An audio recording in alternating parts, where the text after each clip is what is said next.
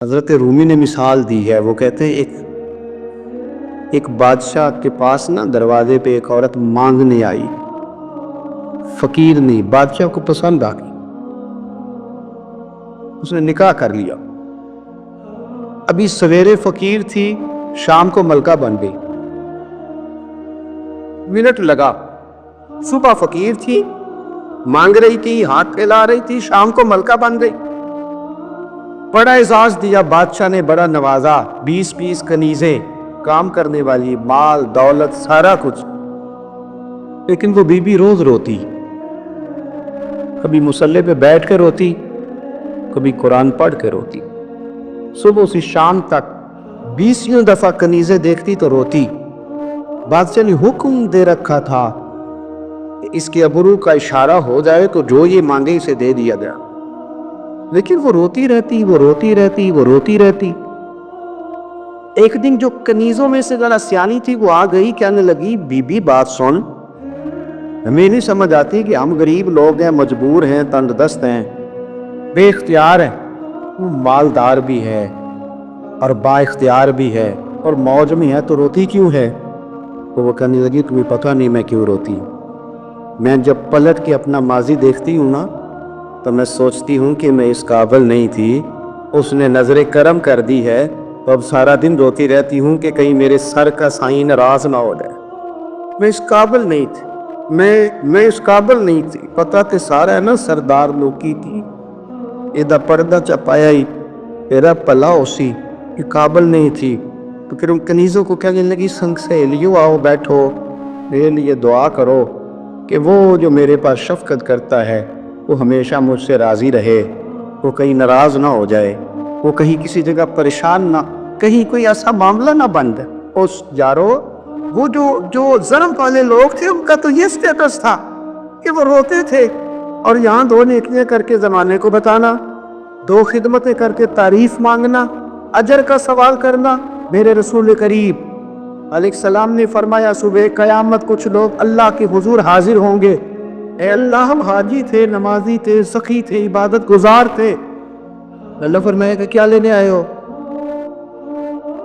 اللہ وہ مسجد بنائی، مدرسے میں تعاون کیا، فلاں شیخ کی نوکری کی، فلاں جگہ گئے، جلسہ کرایا، محفل کرائی، سرائے بنایا اور صاف پانی کا کنواں لگوایا، اور جناب ہم نے وہ فلاں نیکی کی، تو اللہ فرمائے گا میرے لیے تھوڑی کی تھی، جاؤ جن کو دکھانے کے لیے کی تھی ان سے جا کے اجر مانگو، ہمارا تو خیال تھا بابا ہو جائے، بلے بلے ہو جائے، اور مٹی دیں، مٹی رہنا ہی ایمی کا دی بلے بلے، آج مٹی دے اگتے بندیا تے کل مٹی دے تھلے۔ اچھی بات کرتے ہیں صاحب لوگ۔ حضرت انس بن مالک حدیث کے راوی، میری طرح دیکھیے گا، حضرت انس بن مالک حدیث کے راوی ہے، توجہ کرنا۔ کہتے ایک بی بی حضور کے پاس آئی، اپنا علاقہ چھوڑ آئی، آ کے کھڑی ہوئی تو اس نے کہا حضور میں خاندان بھی چھوڑ آئی ہوں، سسرال بھی، میکا بھی، ننیال بھی، ددیال بھی، میں ہر ایک کو چھوڑ آئی ہوں، میں جائیداد والی تھی وہ بھی چھوڑ آئی ہے، مال دولت بھی چھوڑ، ایک میرا بیٹا تھا جوان وہ میں ساتھ لائی، سونیا یہ آپ کی نوکری کرے گا اور میں حضرت فاطمہ کی ڈیوٹی کروں گی، میں حضرت عائشہ کے برتن دھویا کروں گی، میں بھی نوکری کروں گی، حاضر ہے۔ فرماتے رسول پاک نے بچہ اصحاب صفہ میں رکھ لی، اصحاب صفہ میں، اور بی بی کو نبی پاک صلی اللہ علیہ وسلم نے عورتوں کے ساتھ متعین کیا۔ حضرت انس کہتے ہیں وہ نوجوان بڑا پیارا، بڑا میٹھا، بڑا دھیما، بڑا وفاشار، وہ سبق اچھی طرح یاد کرتا، وہ نماز دلچسپی سے پڑھتا، وہ حضور کی باتوں کو غور سے سنتا، وہ رسیلا، وہ سنجیدہ، وہ کم گو، وہ میٹھا، وہ پیارا، کہتے ہیں بڑی دل خوشا طبیعت، اس کی مقناطیسی سی شخصیت، طبیعت کھینچی چلی جائے اس کی طرف، بڑا حسین و جمیل وہ نوجوان۔ اس ماں بیٹے کے تذکرے ہونے لگے کہ بڑی جائیدادیں چھوڑ کے آئے، بڑے مال والے، انہوں نے بڑی قربانی دی ہے، ہر رشتہ ناتا توڑ کے رب رسول سے جرانہ لگایا ہے، اللہ بڑا بے نیاز ہے۔ وہ بچہ بیمار ہو گیا، شدید علیل ہوا۔ حضرت انس بن مالک فرماتے ہیں ہم قریب جا کے بیٹھے تیمارداری کرنے تو اتنا علیل ہوا، اتنا علیل ہوا کہ اس کا وجود کانپنے لگا۔ کہتے ہیں کچھ ہی دیر گزری تو اس نے کلمہ پڑھا، روح پرواز کر گئی، روح پرواز کر گئی، سننا سننا روح پرواز کر گئی۔ کہتے ہیں نبی پاک صلی اللہ علیہ وسلم کو بلایا، حضور آئے، آنکھوں میں آنسو، نبی پاک صلی اللہ علیہ وسلم نے سر پہ ہاتھ پھیرا، اور پہلے حضور نے جملے ارشاد فرمایا، فرمایا تم غسل دو، کفن دو، میں خود اس کا جنازہ پڑھاؤں گا۔ پھر حضور نے فرمایا نہیں، اسے غسل نہیں دینا، ارادہ بدل گیا، پروگرام تبدیل ہو گیا، اسے غسل نہیں دینا، کفن نہیں دینا۔ حضور کیا کرے؟ فرمایا اس کی اماں کو جا کے بتاؤ۔ یہ نہیں فرمایا بلا کے لاؤ، اماں کو جا کے بتاؤ۔ حضرت انس کہتے ہیں میں نے کوئی نرالا سے رنگ دیکھا، کوئی منفرد سا انداز دیکھا، ہمیں بھیج دیا اماں کو بلاؤ، اور خود نبی پاک اس کمرے سے نکل گئے، اور حضور کے آنسو بھی ایک دم خشک ہو گئے، مزاج بدل گیا، پریشانی بدل، اماں کو بلاؤ اس کی۔ یعنی ارادہ معبول کیا ہے، ارادہ خدا کیا ہے؟ تو اس کی اماں کو جا کے خبر دی، تو ماں کو تو بس کوئی اتنا بتا دے کہ بیٹا سائیکل سے گر گیا ہے، سائیکل سے گر گیا ہے۔ اماں ساری رات سوتی نہیں۔ ایک شاعر نے کہا تھا، ایک مدت ہوئی میری ماں نہیں سوئی، میں نے ایک رات کہا تھا مجھے ڈر لگتا ہے، ایک رات کہا تھا مجھے ڈر لگتا ہے۔ یہ اپنے اپنے رنگ ہوتے، اپنا اپنا انداز ہوتا ہے۔ رمضان شریف کا مہینہ آتا تو میری اماں جی کہاں گری کا تیل منگاتی، چیزیں منگاتی، اور پھر زبردستی میں منع کرتا کہ اماں جی نہیں، آپ کیا کر رہی؟ میں تو تیل ویسے بھی ذرا کم استعمال کرتا ہوں، تو رگڑ رگڑ کے، اور نہیں کتابیں بڑی موٹی ہیں، فلاں چیز بڑی موٹی، اس کا رنگ تھوڑا نرالا ہے، اور یہ جو ماں کا رنگ ہے نا، اس جیسا رنگ دوسرا ملتا بھی کوئی نہیں دنیا میں۔ یہ اپنی مثال آپ ہی ہے۔ اماں کو کہا تیرا بیٹا، اماں ذرا دوڑی، گری، پھر اٹھی، پھر گری، پھر اٹھی، پھر گری، روتی ہوئی آئی۔ کہتے ہیں پیچھے وہ روئی، لیکن جب بیٹے کی میت کے قریب آئی تو اب نہیں روئی۔ کہتے ہیں ہمارے چہروں پہ نظر دے ڈالی اور کہنے لگی تمہارا کلاس نالو فوت ہو گیا، واقعی چلا گیا ہے؟ کہا ہاں، پردہ کر کے، واقعی؟ کہا ہاں۔ کہتے اماں نا زمین پہ بیٹھی، اور پہلے اس نے بیٹے کے پیر اٹھا کے چومے، پھر سینے پہ رکھے، پھر وہاں سے اٹھی اور ادھر آئی، سر سجدے میں رکھا، اور دونوں ہاتھ اٹھا کے کہنے لگی اے اللہ، میں دولت کے لیے ایمان نہیں لائی تھی، اے اللہ میں جائیدادوں کے لیے کلمہ نہیں پڑھا تھا، مولا میں تیری بارگاہ میں آئی تھی تو میں تیرے اور تیرے رسول کو مان کر آئی تھی، خدا بندہ میں نے میکے چھوڑ دیے، سسرال چھوڑ دیا، ننیال چھوڑ دیے، ددیال، وہ دشمن تھے سارے دین کے، چھوڑ کے آئی، میں نے آرزوؤں کا بڑا مکان بھی چھوڑا، خدا بندہ بیٹے نے جانا تھا، مجھے شکوہ کوئی نہیں، لیکن خدا بندہ اب میرے سارے کہے گئے تو نے کلمہ پڑھا تھا تو تیرا بیٹا ہی چلا گیا، اے اللہ کی اگر نے دل مسلم کی دل جوئی نہیں، کانا دیں گے بت کے مسلم کا خدا کوئی نہیں، اے اللہ میرا یقین کہتا ہے کہ اگر تو مارنے پہ قادر ہے تو تو زندگی دینے پہ بھی قادر ہے، خدا بندہ کافروں کو راضی نہ کر، وہ خوش ہو جائیں گے، وہ مجھ پہ تانے کسیں گے، پھپتیاں کسیں گے، اے عرش کے مالک رحمت کا دروازہ کھول دے، تیرے نبی کی بارگاہ ناز میں رہتی ہوں، نظر فرما۔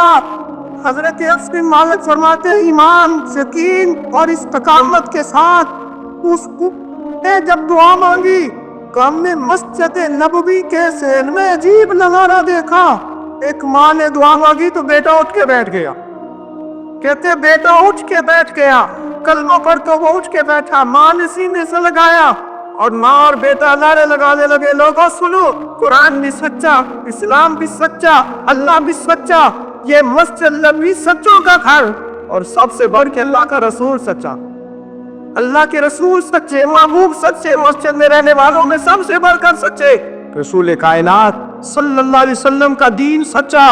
فرماتے رسول پاک کو خبر دی تو محبوب نے مسکرا کے فرمایا میرے رب کی طاقتیں بڑی زیادہ ہیں، ان اللہ علی کل شیء قدیر، اللہ کی طاقت بڑی ہے، ایمان تھا، یقین، استقامت، بچہ اٹھ کے بیٹھ گیا۔ حضرت انس کہتے ہیں وہ حضور کے زمانے میں بھی حیات رہا، وصال ظاہری کے بعد حضرت ابوبکر کے زمانے میں بھی موجود رہا، عمر کے زمانے میں بھی موجود رہا، حضرت عثمان کے زمانے میں اس کی ماں کا انتقال ہوا، اس نے اماں کو دفن کیا، اور ماں کے بڑے عرصے کے بعد اس نے پردہ کیا، جب ہم اس کی طرف دیکھتے تھے نا، دیکھتے اس کی طرف تھے پر ہمیں اس کی اماں کا ایمان یاد آ جاتا تھا، ہمیں یقین۔ او بھائی، ایک نوجوان تھا 12-14 سال کا، یہودیوں کا بچہ تھا، بخاری جو اکثر حضور کے پاس آیا کرتا، چھوٹے موٹے کام نبی پاک کے کر دیتا، اور کچھ بھی نہ ہوتا تو آ کے بیٹھا رہتا، حضور کا چہرہ ہی دیکھتا رہتا، نبی کریم کا چہرہ ہی دیکھتا رہتا، خوش رہتا، حضور کی زیارت ہی کرتا رہتا۔ 2-3 دن وہ آیا نہیں، بخاری میں موجود ہے، حضور نے فرمایا معلومات کرو کیوں نہیں آیا، صحابہ نے عرض کی حضور بیمار ہو گیا، بیمار ہو گیا۔ امام زرقانی نے لکھا ہے، فرماتے ہیں وہ بھی اپنے گھر میں نا روز دروازہ دیکھتا رہتا، روز دروازہ دیکھتا رہتا۔ اس کی ماں کہنے لگی بیٹا جن کا تو انتظار کر رہا ہے وہ مشکل سے آئے، ہمارا نہ مذہب کا رشتہ ہے نہ کسی اور کا، کیسے آئے؟ لیکن حضور نے فرمایا چلو چلتے ہیں۔ جب میرے نبی کریم علیہ السلام نے دروازے پہ دستک دی تو امام زرقانی کہنے لگا اماں سے کھولو دروازہ، مصطفیٰ کریم آ گیا۔ حضور آ گئے، والد نے دروازہ کھولا، نبی کریم اندر تشریف لائے۔ نبی پاک کا جو دست مبارک تھا نا وہ کستوری سے زیادہ مہکا کرتا، کستوری سے زیادہ مہکتا، برف سے زیادہ ٹھنڈا ہوتا۔ کہتے نبی پاک اس کے پاس گئے تو اندر داخل ہوا تو رونے لگا۔ حضور نہ سرانے والی سائڈ پہ بیٹھ گئے، اس کا سار اٹھا کے گود میں رہا، اور جب اس کے بالوں میں حضور نے دست مبارک پھیرا تو اس کی ماں اور باپ کی آنکھوں میں بھی آنسو آ گئے۔ یہ انداز کرم غریبوں کے ساتھ، ہم غریبوں کے ساتھ۔ وہ ایک ہندو شاعر تھا تو وہ حضور کی نعتیں لکھتا تھا، تو کچھ مسلمان بھی بڑے ڈاڈے ہوتے ہیں نا، اس کو جا کر لگے نعتیں تو بڑی لکھتا ہے، کلمہ کیوں نہیں پڑھتا، کلمہ بھی پڑھنا۔ تو اس نے کہا چل اس پہ بھی شعر سن، اس پہ بھی تو شعر ہی سن لے، وہ میں تیرا پابند تو نہیں۔ کہنے لگا ہو جائے عشق کسی سے کوئی چارہ تو نہیں، صرف مسلم کا محمد پہ اجارہ تو نہیں، صرف مسلم کا محمد پہ اجارہ تو نہیں۔ اتنا ڈانٹا نہ ہو یار، میرے ساتھ یہ رویہ نہ کر، ہو گیا پیار، یہ ہو جایا کرتا ہے، اب تو اس طرح تو نہ کر میرے ساتھ۔ حضور نے جب پھیرا نا بالوں میں ہاتھ، ماں باپ رونے لگے، اس نے بھی آنکھیں کھولی۔ میرے رسول پاک سید عالم صلی اللہ تعالی علیہ وآلہ وسلم نے نا اس بچے کا چہرہ دیکھا، حضور سمجھ گئے وقت تھوڑا رہ گیا۔ تب حضور نے اس کے ساتھ وہی کیا جس سے اس کی آخرت سنور جائے، وہ کیا جو درد تھا میرے نبی پاک، جو شوق رکھتے تھے حضور سب کے لیے، جو سب کے لیے شوق رکھتے تھے۔ میرے محبوب فرمانے لگے بیٹے کلمہ پڑھ لو، کلمہ۔ حضور کا شوق یہی ہے، یہی شوق ہے، لوگ دیندار بن جائیں، کاروبار چمک جائے، جی مرشد کے پاس گیا تو ویل پیل ہو گئی، یہ شوق ہی نہیں نبی پاک کا۔ حضور کا تو شوق ہے کہ سجدے کا ذوق ہو جائے، عبادت کا شوق بن جائے۔ نبی کریم علیہ السلام نے فرمایا بیٹے کلمہ پڑھو۔ اس بچے نے اپنے ماں باپ کی طرف دیکھا، باپ رو پڑا، کہنے لگا بیٹا آج ثابت ہوا ہے کہ میں نہیں تجھ سے اتنا پیار کرتا جتنا مصطفیٰ کرتے ہیں، تو میری طرف نہ دیکھ، تو پڑھ لے کلمہ، کلمہ پڑھ۔ اس بچے نے کلمہ ابھی پورا پڑھا ہی تھا کہ اس کی روح پرواز کی، مسلمان ہوتے ہی اللہ کی بارگاہ میں حاضر ہو گیا۔ نبی کریم صلی اللہ تعالی وسلم نکلے، آنکھوں میں آنسو تھے، لبوں سے مسکرا رہے تھے، اور حضور فرمانے لگے اللہ کا شکر ہے اس نے میری وجہ سے اسے جہنم سے آزاد کر دیا، کہ دوزخ سے بچ گیا، یہ شکر ہے۔ شکر اس بات کا کرو کہ کوئی ہماری وجہ سے دوزخ سے باہر، دوزخ سے باہر۔ باقی تو سارے کام چلتے ہیں، دنیا داری تو ہوتی ہے، کوئی بندہ جہنم والی سڑک پہ نہ۔ ایک بات اور سنیں اور اس کو نا اپنے دل میں جگہ دیں، نبی پاک علیہ السلام کی جو خواہش تھی نا ہمیشہ سے، وہ یہ تھی کہ لوگ سمرے، لوگ دین پر عمل کریں۔ ایک گروہ تھا صحابہ کو، ان کو فرمایا کہ فلاں جگہ جہاد کے لیے جانا ہے تو جمعہ وہاں جا کے پڑھنا۔ یہ لوگ جو مفت کے لاڈلے نہیں بن جاتے، فری کے، نہیں میرا عشق نہیں اجازت دے رہا۔ بھی تو تیرا کس طرح کا عشق ہے؟ تو ہاتھ مان کہ نہ ماننا عشق ہے، جی میں لاڈلا ہوتا ہوں۔ یہ کس طرح کا لاڈلا؟ لاڈلا تو وہ ہوتا ہے جو تابع دار ہوتا ہے، جو ابرو کا اشارہ سمجھتا۔ نبی کریم نے فرمایا صحابہ سے، فرمایا جمعہ وہاں جا کے پڑھنا۔ بہت سارے لوگ چلے گئے، چند لوگ رہ گئے۔ جمعے کی نماز کے بعد حضور نے پوچھا گیا نہیں؟ عرض کی حضور دل میں خواہش آئی تھی کہ اتنا بڑا جمعہ کیسے ملے گا برکت والا، تو یہاں جمعہ پڑھ کے ہی چلتے ہیں تاکہ ہمیں اتنے ہمارے نصیب کھول جائے کہ حضور کے پیچھے جمعے کی توفیق ہو جائے۔ حضور پیار بڑا تھا، آپ کی اقتداء میں جمعہ پڑھنا تھا۔ پتہ ہے لفظ کیا ہے حدیث کے؟ حضور فرمانے لگے اگر تم میری بات مان کے وہاں جا کے جمعہ پڑھتے تو مجھے زیادہ خوشی ہوتی۔ نبی پاک صلی اللہ تعالی وسلم کی یہ خواہش رہی، حضور کا یہ ذوق رہا۔ اس ذوق کے لیے نبی پاک علیہ السلام عکاظ کی منڈیوں میں بھی گئے، اس ذوق کے لیے نبی پاک علیہ السلام میلوں میں بھی گئے، لوگوں کو کھڑا کر کر کے روک روک کے کہا دین قبول کر لیں۔ آپ غور کریں، حضور مدینہ طیبہ تشریف لائے، اب پیار کرنے والا ہر آدمی ہی قابل اکرام ہوتا ہے۔ محبتوں کا خراج ہمیشہ انسان کو قرضدار رکھتا ہے۔ میرے جیسے چھوٹے آدمی سے جب لوگ پیار کرتے ہیں تو اپنی گردن جھکی ہوئی نظر آتی ہے کہ بوجھ زیادہ ہے، اس قابل نہیں ہے جتنی محبتوں کا سامنا۔ اب سب محبت کرنے والوں کی دل جوئی کرنا، ان کے معیار پر پورا اترنا، ان کے معاملات کو دیکھنا، یہ آسان کام نہیں ہوتا۔ کسی درویش نے کہا تھا میں دوست تھوڑے بناتا ہوں، اس لیے کہ دوست زیادہ ہو تو حقوق بھی زیادہ ہوتے ہیں، تو میں اتنی وسعت نہیں رکھتا کہ میں سب کے حق ادا کر سکوں۔ نبی پاک علیہ السلام مدینہ طیبہ تشریف لائے تو ہر آدمی کی خواہش ہے حضور میرے گھر آئے، حضور میرے گھر آئے، اور جو بھی وہاں عرض گزار ہے اور پیغام دے رہا ہے، سب کے سینے بھی کھلے ہوئے ہیں، دل بھی کھلے ہوئے ہیں، آنکھیں پلکیں فرش راہ کیے ہوئے، ہر آدمی منتظر ہے کہ محبوب میرے گھر میں اب بڑا امتحان ہے۔ کس طرح کر کے سب کی چاہتوں کا جواب دیا جائے تو یہ ذرا دیکھیے اس امی لقبی محبوب کی حکمت اور دانائی۔ محبوب فرمانے لگے بھی میری جو اونٹنی ہے نا یہ معمور من اللہ ہے، میں گویا خود نہیں فیصلہ کرتا میں نے کہاں جانا ہے، جہاں اونٹنی بیٹھ جائے گی میں مہمان بن جاؤں گا۔ تنخواہ دیکھیے نبی پاک علیہ السلام نے نا اونٹنی کی لگامیں اس کی گردن پر ڈال دی، اب وہ اونٹنی چلتی جا رہی ہے، تھوڑی آگے جا کے ایک جگہ پر بیٹھ گئی، لیکن اس کے بیٹھتے ہی حضور اترے نہیں، محبوب بیٹھے رہے۔ ابھی سرکار کی اونٹنی پوری طرح بیٹھی نہیں تھی، پھر اٹھ کے کھڑی ہو گئی، اور تھوڑا سا آگے چلنے کے بعد حضرت ابو ایوب انصاری کے دروازے کے سامنے بیٹھ گئی، اور وہ اس طرح بیٹھی کہ اس طرح جم کے بیٹھی کہ اس نے اپنی گردن بھی بچھا دی۔ جب اطمینان سے اونٹنی بیٹھ گئی، نبی کریم اترے، جناب ابو ایوب انصاری رضی اللہ تعالیٰ عنہ کے گھر میں جلوہ فراز ہوئے۔